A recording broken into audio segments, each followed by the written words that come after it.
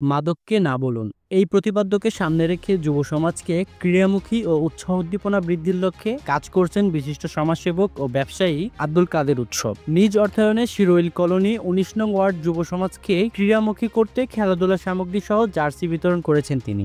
এরই ধারাবাহিকতায় গত রবিবার ৯ ফেব্রুয়ারি রাজশাহী জেলা স্টেডিয়ামে আয়োজিত আন্তঃজেলা ফুটবল টুর্নামেন্টে জার্সি বিতরণ করা হয়। রাজশাহী জেলা স্টেডিয়ামে অনুষ্ঠিত আন্তঃজেলা ফুটবল টুর্নামেন্টে শিরোইল কলোনি সরকারি প্রাথমিক বিদ্যালয়ের খেলোয়াড়দের জার্সি বিতরণকালে প্রধান অতিথি হিসেবে উপস্থিত ছিলেন রাজশাহী মহানগর যুবদলের সদস্য সচিব রফিকুল ইসলাম রবি। অনুষ্ঠানে আরও উপস্থিত ছিলেন ১৮ নং ওয়ার্ড বিএনপির সাবেক সাধারণ সম্পাদক আব্দুল খালেক, বিশিষ্ট ব্যবসায়ী জয়নাল আবেদিন, শুভ সকাল ফুটবল একাডেমির পরিচালক মোহাম্মদ আলী, বাফুফের রাজশাহী জেলা ও বিভাগের কোচ জহির ইকবাল, শিরোইল কলোনি সরকারি প্রাথমিক বিদ্যালয়ের প্রধান শিক্ষক আব্দুল কালাম আজাদ সহ এলাকার গণ্যমান্য বিশিষ্ট লোকজন। উক্ত অনুষ্ঠানে অতিথিরা একে একে বক্তব্য প্রদান করেন।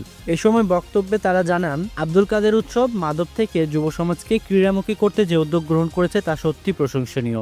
নিজ অর্থে যুবকদের খেলাধুলায় ব্যস্ত রেখেছেন তিনি। এছাড়াও এলাকায় মাদক নির্মূলে তিনি জনসচেতনতামূলক কাজও করেছেন। যুবকরা আগামী দিনের ভবিষ্যৎ, তাদেরকে মাদক মুক্ত রাখতে খেলাধুলার বিকল্প নেই। এ সময় তারা আরও বলেন, আমরা দেশনায়ক তারেক রহমানের স্বপ্ন বাস্তবায়নে যুব সমাজকে ক্রীড়ামুখী ও উদ্যোক্তা তৈরির লক্ষ্যে কাজ করছি।